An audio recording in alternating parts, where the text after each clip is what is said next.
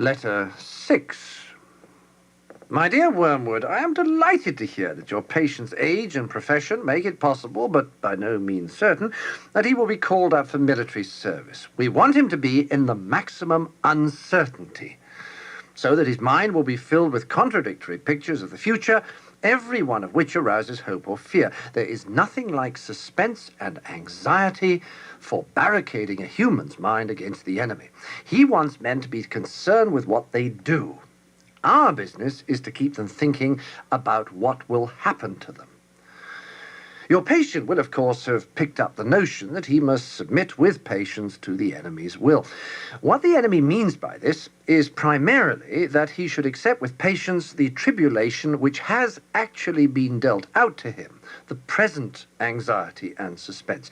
It is about this that he is to say, "Thy will be done," and for the daily task of bearing this, that the daily bread will be provided. It is your business to see that the patient never thinks of the present fear as his appointed cross, but only of the things he is afraid of.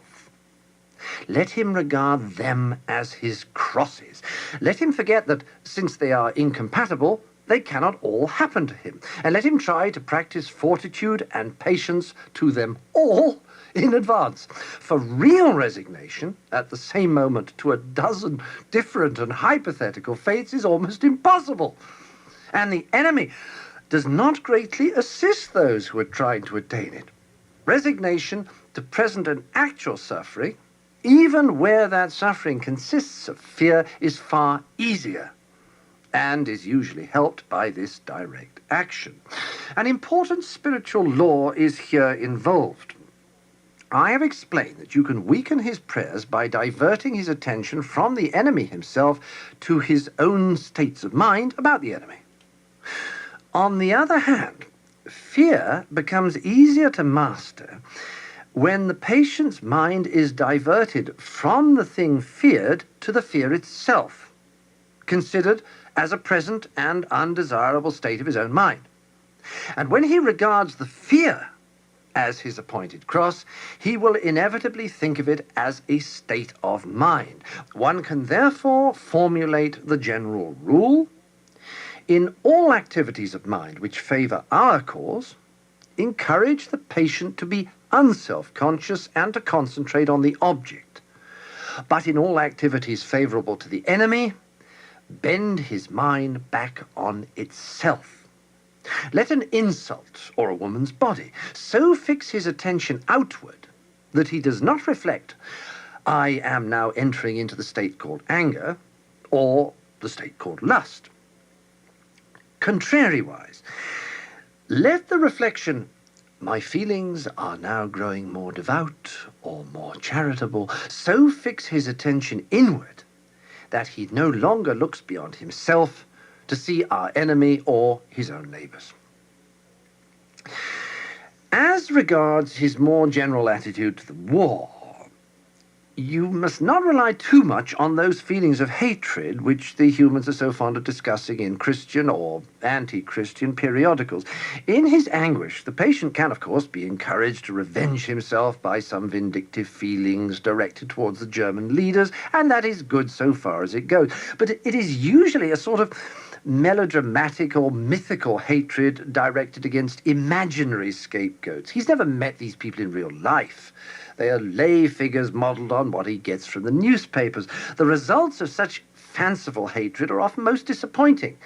And of all humans, the English are, in this respect, the most deplorable milksops. They are creatures of that miserable sort who loudly proclaim that torture is too good for their enemies, and then give tea and cigarettes to the first wounded German pilot who turns up at the back door.